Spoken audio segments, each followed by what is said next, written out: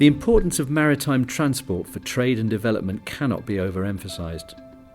With over 80% of global trade by volume and more than 70% by value carried on ships, seaborne trade is an engine for inclusive and sustainable growth.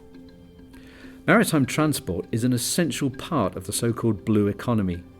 Analysts and commentators agree that this has enormous potential to promote economic growth and social inclusion and improve livelihoods, while at the same time ensuring the sustainability of the oceans and coastal areas.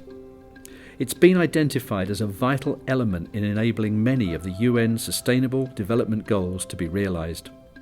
And yet many countries remain unprepared to take advantage of this potential. They lack the basic infrastructure at the national level to become effective stakeholders in the blue economy and make the most of the opportunities it offers.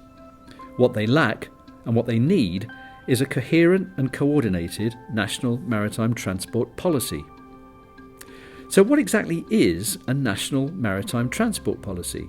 National maritime transport policy is the articulation of more concrete guidelines and principles that will help a government or a nation to achieve its national maritime vision. It might, for example, cover maritime safety measures, pollution prevention and environmental protection, port management and expansion, state aid, competition rules governing access to national markets, and how the National Maritime Administration operates.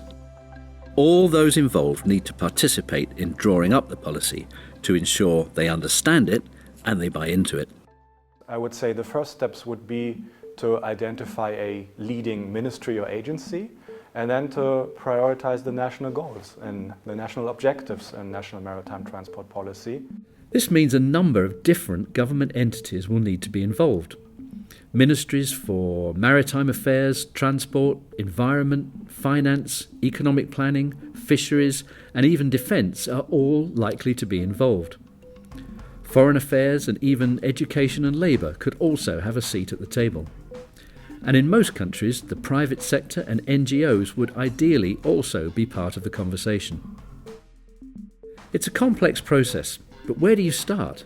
Once a lead agency has been nominated, the first step is to identify the country's national maritime interests and assess these in light of the existing social, economic and regulatory environment. Well, the first thing is to investigate, what is the current status of your maritime activity and what are the best practices and gaps that may have in a country's transport sector. So you have to do kind of an underlying examination of, where the country is and where it would like to be in a limited time frame, 5 to 10 years. Armed with the results of these preliminary exercises, a draft policy can then be drawn up, circulated for comment among the other stakeholders, and eventually finalised. Most countries will then need to draft and enact legislation to give the policy teeth. And then begins a process of implementation, enforcement, monitoring and review. IMO is the UN agency responsible for international shipping and is fully committed to helping countries develop their national maritime transport policies. Many of the likely benefits are directly in line with IMO's own goals and objectives and will lead to better implementation of IMO conventions. Through its Integrated Technical Cooperation Programme, IMO organises activities to assist countries prepare their national maritime transport policies and, in conjunction with the World Maritime University, has developed a training package for government officials and other senior personnel.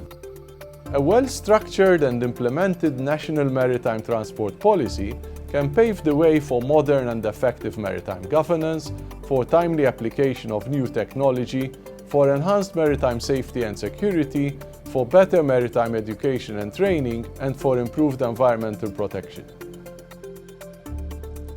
Not only are each of these desirable outcomes in their own right, they are also the tools a country needs to become an effective participant in the maritime sector and to harness the full potential of the blue economy.